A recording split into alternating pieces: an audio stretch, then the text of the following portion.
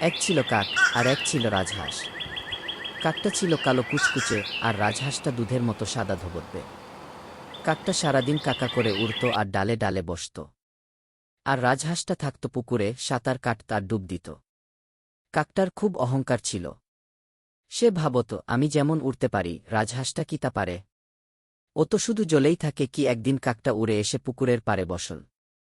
রাজহাঁসটা তখন পাড়ে উঠে গা শুকোচ্ছিল। কাকটা রাজহাঁসকে ডেকে বলল, কি গো রাজহাঁস, তুমি তো উড়তেই পারো না, শুধু জলেই পড়ে থাকো। আমার মতো আকাশ দেখতে পারো না, ডালে বসতে পারো না গি। রাজহাঁসটা হাসল। সে বলল, ঠিকই বলেছ কাক ভাই, আমি তোমার মতো উড়তে পারি না। কিন্তু তুমি কি আমার মতো সাঁতার কাটতে পারো? জলের তলায় ডুব দিতে পারো? আমার মতো কি জলের নিচে খাবার খুঁজতে পারো? কাকের অহংকার চুরমার হয়ে গেল। সে তো সাঁতার কাটতে বা ডুব দিতে পারে না। রাজহাঁসের কথায় তার চোখ খুলে গেল। সে বুঝল, সবারই নিজস্ব কিছু গুণ থাকে। কারো গুণকে ছোট করে দেখা উচিত নয়। সেদিন থেকে কাক আর রাজহাঁসের মধ্যে আর কোনো অহংকার রইল না। তারা দুজনেই যার যার মতো খুশি মনে নিজেদের জীবন কাটাতে লাগল।